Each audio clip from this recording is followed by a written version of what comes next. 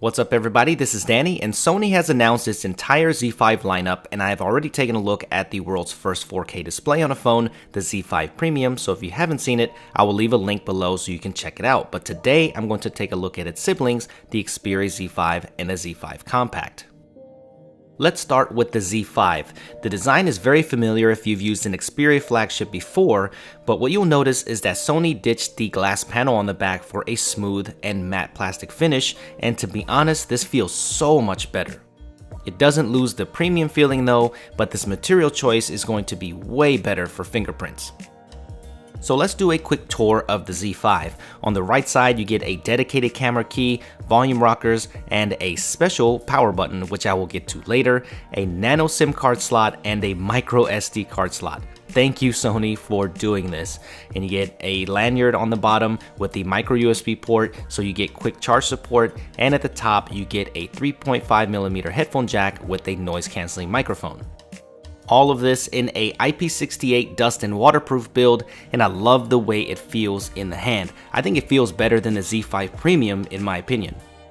The display is a 5.2-inch 1080p display, so no Quad HD here like the Samsung Galaxy S6 next to it. The LG G4 is approximately the same height with this 5.5-inch display, but the width of the G4 is definitely wider. The OnePlus 2 is just slightly larger than the Z5. So the point that I'm trying to get across is that it's a fairly large device for its smaller screen size, so be prepared for that if you're planning to purchase this phone. The Galaxy S6 Edge Plus is almost the same size, so keep that in mind.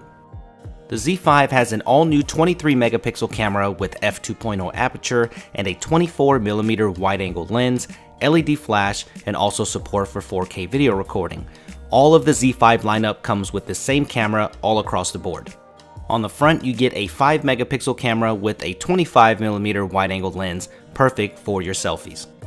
This power button on the side is special because it inconspicuously doubles as a fingerprint scanner, and ergonomically it makes perfect sense where most fingerprint scanners are at the bottom of the display. The setup is easy and it can register up to 10 fingers, and I feel this is more natural, it's super fast and accurate, and this has to be my favorite fingerprint scanner implementation so far on a mobile device. The Z5 family is being powered by the Snapdragon 810 processor with 3GB of RAM and the Adreno 430 GPU, so these things should be snappy performance-wise, and the camera is quick and responsive with this super fast 0.03 second autofocus and support for tons of modes, including a full manual mode for precise control over your images. These are some sample images I was able to get in my short time with the Z5.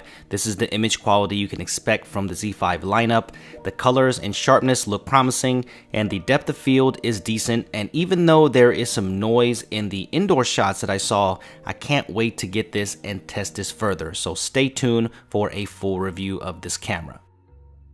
The big surprise to me while I was looking at these devices is how much I love the Z5 Compact. Basically, it's the same device as the Z5 with the exact same specs besides the 4.7-inch 720p display. When I first picked this thing up, I didn't know the resolution of the display and I thought it was 1080p. So for you guys that are worried about the low resolution, don't be, because in this small form factor, the display looked fine, just like the previous generations of the compact line. The build quality is also the same waterproof shell with a great feeling matte finish. I love this gray color in person, it looked amazing. It's got an SD card slot, yes. Same camera, same processor, same fingerprint scanner, and they did not skimp out on this phone.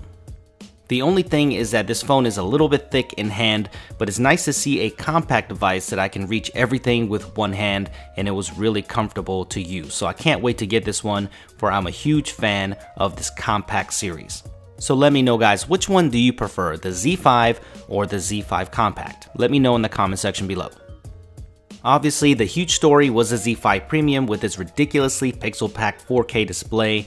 It's got 806 pixels per inch, so check that video out. I will leave a link below. But I am liking what I am seeing out of the Sony camp. If you don't need a 4K display, I feel that the Z5 is perfect, and besides maybe personally wanting a Quad HD display. But the Compact is also great for people that don't want a huge device, but want the power of a flagship. Alright guys, well that does it for me. Stay tuned for more Sony Z5 coverage, and smash that like button if you've enjoyed this. Subscribe to the channel if you haven't already, and I will see you guys in the next video.